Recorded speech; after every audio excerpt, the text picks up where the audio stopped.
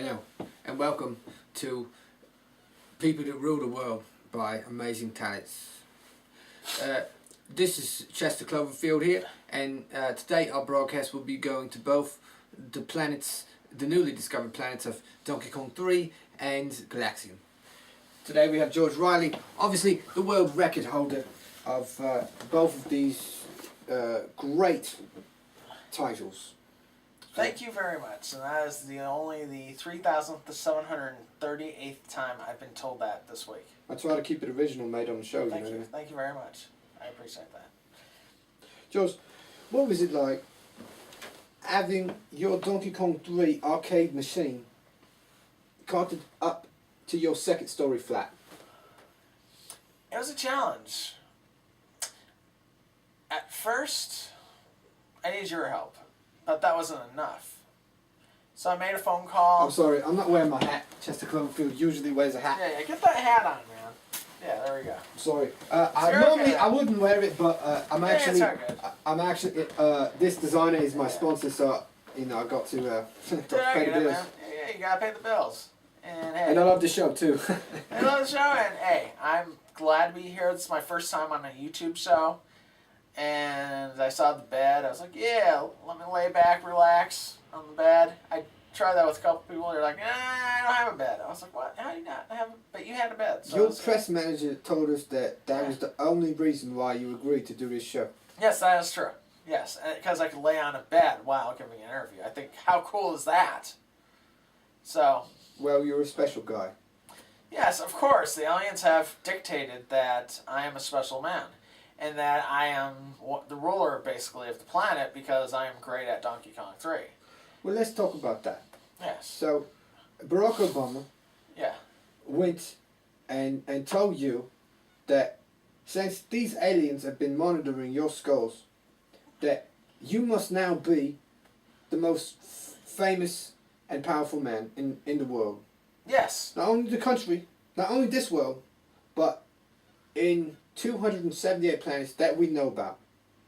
And on top of that, you were the only one, of course just recently, until the scandal came about, that knew that Barack Obama himself was an alien. Of course. Yeah, they told me first, and they told the world, basically, look, as everyone knows, because they've been indoctrinated, they know the whole script, the whole movie. They made a movie. They demanded to make the movie. And that'd be played basically all day on Saturday, and that everyone had to watch it for 10 straight hours on Saturday. Was it really necessary to start as yourself in the movie?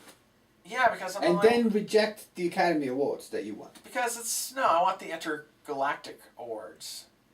That's more important. I believe I was good enough not just to win the Academy, but I was better than those aliens. I do find it surprising that the world has immense respect for you, even though you went to the Academy Awards and actually dropped your trousers and defecated on the podium.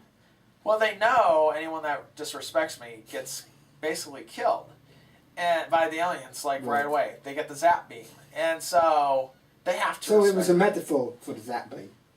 It's like, it's like, boom. It was like, Like, this is what you'll get when you mess with us. I was just basically exercising my power. I was having some fun.